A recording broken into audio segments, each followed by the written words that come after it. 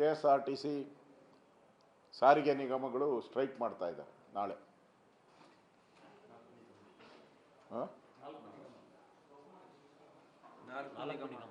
ನಾಲ್ಕು ನಿಗಮಗಳು ಸಾರಿಗೆ, ಒಟ್ಟು ಸಾರಿಗೆ ಅವ್ರಿಗೂ ಕಳೆದ ಅರಿಯರ್ಸ್ ಕೊಡಬೇಕು. 38 ತಿಂಗಳದು 38 ತಿಂಗಳದ ಅರಿಯರ್ಸ್ ಕೊಡಬೇಕು, ಕೊಟ್ಟಿಲ್ಲ. ಅದಕ್ಕೆ ಅವರು ನಾಳೆ ಹೋರಾಟ ಮಾಡ್ತಾ ಇದ್ದಾರೆ. ಮತ್ತು ಬಂದು ಸಾರಿಗೆ ವ್ಯವಸ್ಥೆಯನ್ನು ಬಂದ್ ಮಾಡುವಂಥದ್ದಕ್ಕೂ ಕೂಡ ಕರೆ ಕೊಡ್ತಾ ಇದ್ದಾರೆ. ಅಂದರೆ ರಾಜ್ಯ ಸರ್ಕಾರ ದಿವಾಳಿ ಆಗಿದೆ ಅನ್ನೋದಕ್ಕೆ ಇನ್ನೊಂದು ಉದಾಹರಣೆ ಇದೆ. ಮಾತತ್ರ ನಮ್ಮ ಸರ್ಕಾರ ಅಂತಾರೆ. ನಾನು 2009ರಿಂದ 2013ವರೆಗೂ ನಾನು ಸಾರಿಗೆ ಮಂತ್ರಿ ಆಗಿದ್ದೆ. ಬಿಡುಗಡೆ ಮಾಡಲಿ. ನಾ ಇದ್ದಾಗ ಲಾಸ್ ಆಗಿತ್ತು, ಪ್ರಾಫಿಟ್ ಇತ್ತು, ಬಿಡುಗಡೆ ಮಾಡಲಿ.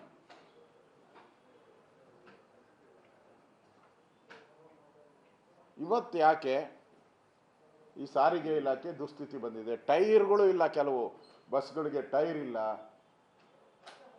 JCBಯಲ್ಲೆಲ್ಲ ಮಕ್ಕಳು ಹೋಗ್ತಾ ಇದ್ದಾರೆ. ಪ್ರವಾಸ ಟೂರ್ ಹೋಗ್ಬೇಕಾದ್ರೆ ಟಿಪ್ಪರ್ಗಳಲ್ಲಿ ಪ್ರವಾಸ, ಶಾಲಾ ಮಕ್ಕಳು ಪ್ರವಾಸ. ಹಿಂದೆ ಎಲ್ಲ ಶಾಲಾ ಮಕ್ಕಳ ಪ್ರವಾಸ ಬಸ್ಗಳಲ್ಲಿ ಹೋಗ್ತಾ ಇದ್ರು, ಸರ್ಕಾರಿ ಬಸ್ಗಳು. ಅದಕ್ಕೋಸ್ಕರ ಕನ್ಸೆಷನ್ ಇತ್ತು. ಈಗ ಟಿಪ್ಪರ್ಗಳಲ್ಲೂ ಹೋಗುವಂಥ ಪರಿಸ್ಥಿತಿ. ಯಾಕೆ ಈ ಪರಿಸ್ಥಿತಿಗೆ ರಾಜ್ಯ ಸರ್ಕಾರ ಬಂದಿದೆ?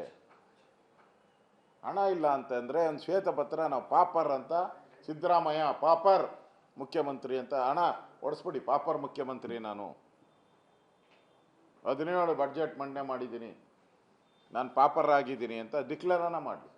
ಅದು ಬಿಟ್ಟು ಇವತ್ತು ಸಾರಿಗೆ ಇಲಾಖೆಯಲ್ಲಿ ಇಷ್ಟೊಂದು ಸ್ಟ್ರೈಕ್ ಆಗ್ತಾ ಇದೆ. ಮತ್ತು ಅದಕ್ಕೆ ಆಗಲೇ ನೋಟಿಸು ಸರ್ವ್ ಮಾಡಿದ್ದೀರಾ. ಯಾರ್ಯಾರು ಸ್ಟ್ರೈಕ್ ಹೋಗ್ತಾರೆ ಅವ್ರಿಗೆಲ್ಲ ಕೆಲಸದಿಂದ ವಜಾ ಮಾಡ್ತೀರಿ ಅಂತೇಳಿ ಎಸ್ಮಾ ಬೇರೆ ಜಾರಿಗೆ ಮಾಡಿದ್ದೀರಾ. ನಿಮ್ಮ ಎಸ್ಮಾಗೂ ಕೇರ್ ಮಾಡಲ್ಲ, ಯಾವುದೂ ಕೇರ್ ಮಾಡದೆ ನಾಳೆ ಅವಾಗೆ ಅವ್ರು ಸ್ಟ್ರೈಕಲ್ಲಿ ಭಾಗಿಯಾಗ್ತಾ ಇದ್ದಾರೆ ಎಲ್ಲರೂ.